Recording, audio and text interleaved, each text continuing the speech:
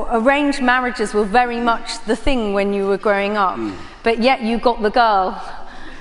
Yeah, I think she's there, and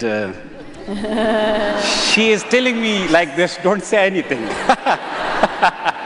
But if I don't say anything, it's not good, because people have come to hear something. Good. She's the strong woman. She's a strong woman, really, and I must say that I married her because she was so beautiful.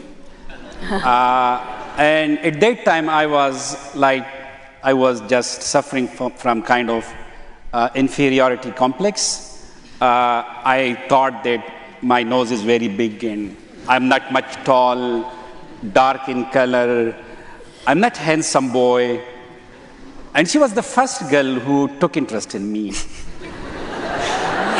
And that was a huge solace. That was a huge thing, because then I felt that, okay, I'm good, I'm a man and I'm acceptable at least.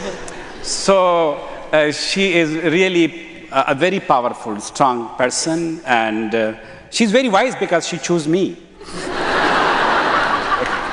That's just a kidding.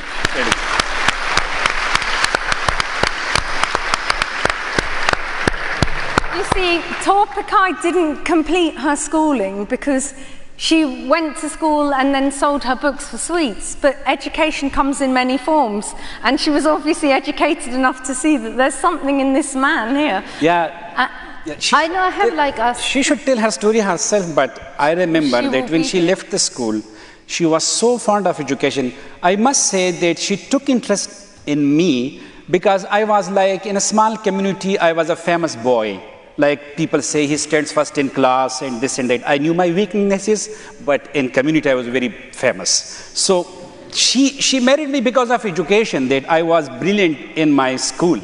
Yeah. So this is one thing, she was so much in love in education. And second thing, she tells me that when she was dropped from school, she left the school, she used to sprinkle ink on her clothes to look like a student. So you can imagine from that how much she was fond of education. See, cleverness comes in many forms. Yeah. Very wise. And she also, you described in the book of how she actually said hello to you one day when it was forbidden. Why not? This story should be told by her. Okay, yeah. We'll save that one, for later. But you see, that takes courage and strength. And on the subject of which, you named Malala after Malalai, the famous warrior, female warrior. And when she was born, you didn't know the path she'd take. Malalai, for those who don't know, was eventually killed for speaking out on her beliefs. So there's some parallels between the two. So when you named Malala and when you saw this baby, you say that you saw something different in her from when she was born. Can you explain the spark and the fire? Yeah, so long before I got married, I was thinking of a girl child, to be honest. Right. Thank you, boys, for coming. I love you too. That doesn't mean that I don't love you. Hope you can take a hint. And I was very fond and very much fascinated by the character of Malalai of Maiwand.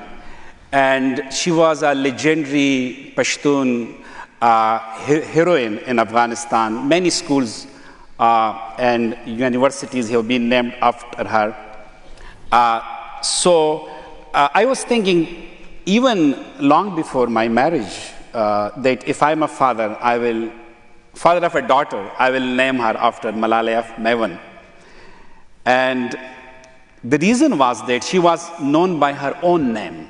She had her own identity. Yeah. She was not known